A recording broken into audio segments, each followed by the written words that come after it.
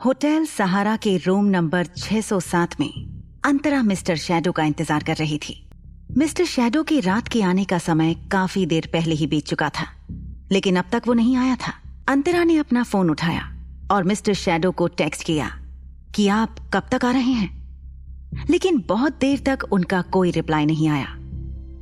उसके बाद अंतरा ने उसे कॉल किया, लेकिन नंबर बंद आ रहा था। अंतरा सोच में पड़ गई कि आखिर इस आदमी पर भरोसा करना चाहिए या नहीं। थोड़ी देर और इंतजार करने के बाद भी जब मिस्टर शैडो नहीं आया तो अंतरा ने सोचा कि बहुत लेट हो गया है, इसलिए शायद मिस्टर शैडो आज नहीं आएंगे। अंतरा ने सोने का फैसला किया और बेड पर लेटकर ब्लैंकेट ओढ़ लिया। उसने हर तरफ करवटें बदलकर कोशिश कर ली, लेकिन उसे नींद नहीं आ रही थी। फिर उसकी नजर बेड के सामने बनाए गए कबर्ड्स पर पड़ी। वो 3 दिन से यहाँ रह रही थी, लेकिन उसने ठीक से होटल सहारा के इस स्वीट को ठीक से देखा तक नहीं था।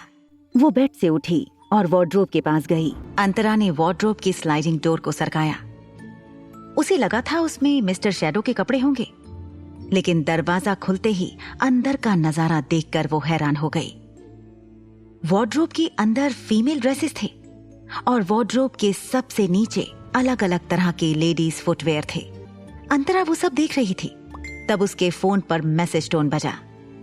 उसने तुरंत जाकर अपना फोन उठाया और मैसेज पढ़ा। सारे कपड़े तुम्हारे साइज के हिसाब से बने हैं। और मैसेज के नीचे लिखा था द शैडो। मैसेज पढ़कर अंतरा के चेहरे पर हल्की सी मुस्कान आ गई। उसने रिप्लाई देने के लिए मैसेज टाइप करना शुरू किया, लेकिन कुछ शब्द टाइप करने के बाद उसने डिलीट कर दिया और फिर हिचकिचाते हुए मिस्टर शैडो को कॉल डायल किया। रात के 2 बज गए थे। फिर भी मिस्टर शैडो ने तुरंत फोन उठाकर कहा, हाय अंतरा। वही मोहक और दिलकश आवाज अंतरा के कान में गूंजी। अंतरा ने हल्का सा घबराते हुए कहा, मैंने कपड़े देखे, थैंक यू। इतना बोलने में भी अंतरा की आवाज थोड़ी कांप रही थी। तुम्हें सब पसंद आया? मिस्टर शैडो की आवाज आई। अंतरा ने कहा, हाँ पसंद आया। वो सोच रही थी कि दुनिया में कौन सी ऐसी औरत होगी जिसे नए कपड़ों से भरा पूरा वार्डरोब पसंद नहीं आएगा। अंतरा इस तरह से सोच में डूबी हुई थी कि उसे पता भी नहीं चला कि मिस्टर शैडो से उसका कॉल डिस्कनेक्ट हो चुका था। अचानक स्वीट का दरवाजा खुलने की आवाज आई।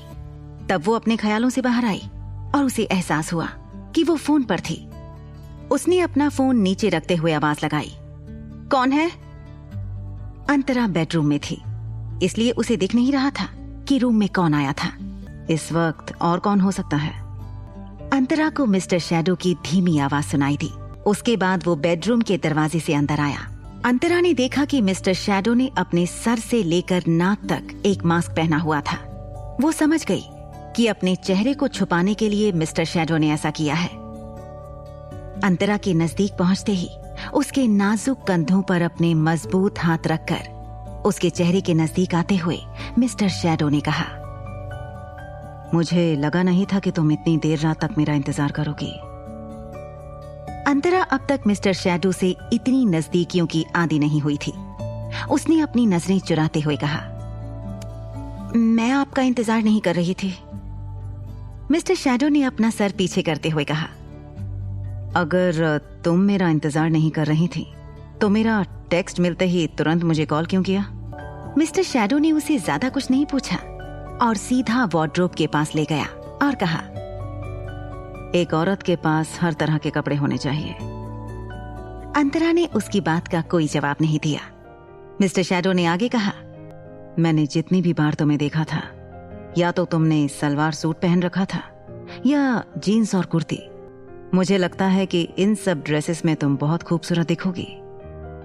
इतना कहकर मिस्टर शैडो ने वार्डरोब में अलग अलग हैंगर में लगे कपड़ों में अपना हाथ घुमाया और उसमें से एक हैंगर बाहर निकाला जिसमें बीच कलर का ड्रेस था।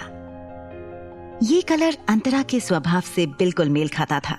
मिस्टर शैडो ने वो ड्रेस अंतरा को देते हुए कहा, जाकर चेंज कर लो। ये सुनकर अंतरा चौंक गई और उसके मुंह से अपने आप ही निकल गया, अभी? आगे की कहानी जानने के लिए देखिए अगला एपिसोड सिर्फ पॉकेट एफएम के यूट्यूब चैनल पर, और मिस्टर शैडो के सारे एपिसोड्स को सुनने के लिए डिस्क्रिप्शन में दी लिंक से डाउनलोड करें पॉकेट एफएम ऐप।